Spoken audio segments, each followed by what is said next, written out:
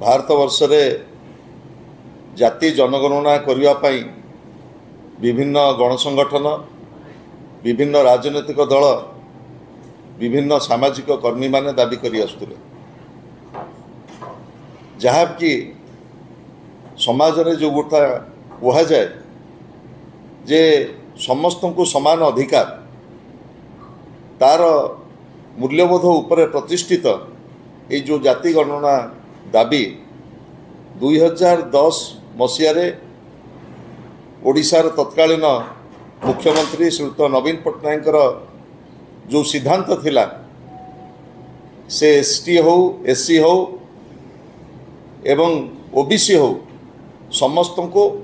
समान अधिकार मिलू से पार्लियामेंट पटल रे विजु जनता दल तरफ दृढ़ दाबी करा रखा जाइथिला जे जाति भित्तिक जनगणना करा जाओ एवं से समय ए दाबी नवीन बाबू निर्देश देइथिले पार्लियामेंट रे जो माने संसद रे थिले से कथा मध्य दृढ़ भाव में यही उठे जे जो भली भाव में समाज रे सामाजिक न्याय प्रतिष्ठा हम से ताकू आखि आगे रखी आमर मेडिकल हो इंजीनियरिंग हो प्रत्येक शिक्षा क्षेत्र में जो भली भाव में ओबीसी रिजर्वेशन रही पारिबो ताकू आखि आगे रखी ताकू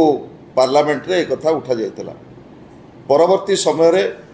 2020 मसीह ओडिशा विधानसभा रे नवीन पट्टनायक मुख्यमंत्री थिला बेले गोटे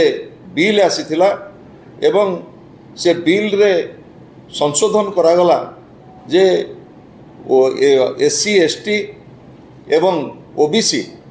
किभली भाव में ओडिशा रे गोटे सामाजिक न्याय प्रतिष्ठा हो पारिबो सेथिपाई गोटे कमिशन गठन हो एवं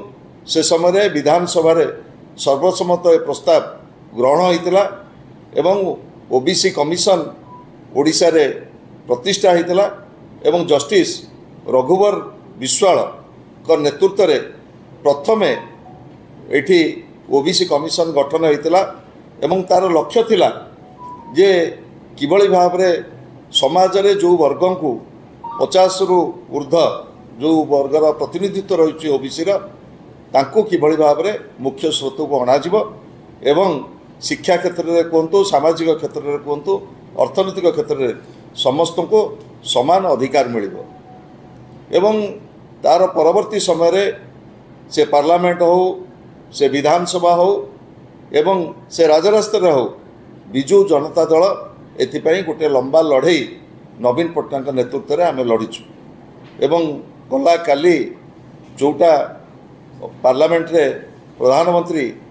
काली जो कैबिनेट डिसीजन कले जाति जनगणना कराजिबो जनगणना कराजिबो एवं जाति भित्तिक जनगणना कराजिबो ताकू आमर गोटे लंबा लड़ईर स्वीकृति कहले अत्युक्ति हब नाही कारण आपण माने जानिछंती जेतेबेले जाति भित्तिक जनगणना कथा उठाला सारा भारत वर्ष रे सेतेबेले आज जो माने केंद्र सरकार अछंती सेमानकर मत थिला जदि जाति भित्तिक जनगणना करा जाए तेबे समाज दुई भाग रे विभक्त हबो एवं एथिपाई मध्य ताकत भारतीय जनता पार्टी तरफ मध्य बहुबार पार्लियामेंट रे जाति भित्तिक जनगणना को विरोध करा जायछि किंतु परवर्ती समय रे जेतेबेले सारा भारत वर्ष रे ए स्वर अत्यंत शाणित हला एवं ये स्वर को आगो को किभली भाव में नियाजिबो सेतिपाई जेतेबेले प्रांतीय स्तर रे जनमत सृष्टि हला सेतेबेले बाध्य होई केंद्र सरकार यही जो जनगणना एवं ताको जातिभित्तिक जनगणना करबा पई जो निष्पत्ति नैछंती ये विजु जनता दलर गोटे लंबा लड़ईर तार उपलब्धि कहले अत्युक्ति हब नाही एवं मु एठी कहि रखिबाकू चाहे एठी केवल एससी एसटी ओबीसी कथा पड़िनी समाज रे किभली भाव में गोटे समानता आसीबो एवं समस्तंकर जो सामाजिक न्यायर जो स्वप्न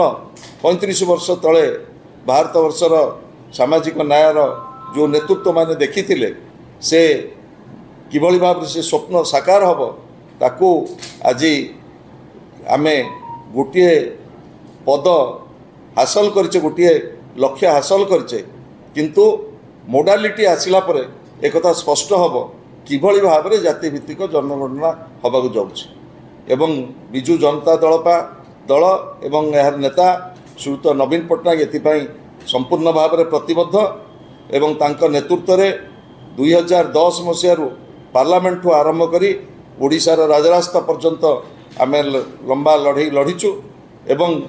2010 रे मध्य विधानसभा ए संक्रांत रे कमिशन गठन होता सर्वसम्मत प्रस्ताव पारित होता एवं आज विजु जनता दलर उद्यम एवं ओडिशार अगणित जनसाधारणकर लड़ई फल आज एक आम हासिल करने को जाऊँ यही अवकाश रे आमर मु जो कथा डॉक्टर अरुण साहू कहते जे ओबीसी कमिशन तो जातिभित्तिक जनगणना करने केंद्र सरकार स्थिरीकृत कले किंतु शिक्षा क्षेत्र में किभली भाव में आमर नीट इंजीनियरिंग रे किभली भाव में तत्काल ये व्यवस्था को लागू करा से डबल इंजिन सरकार राज्य रे तुरंत पदक्षेप नियंतु आज ये दाबी पुणी थरे आमे दोहराउछु।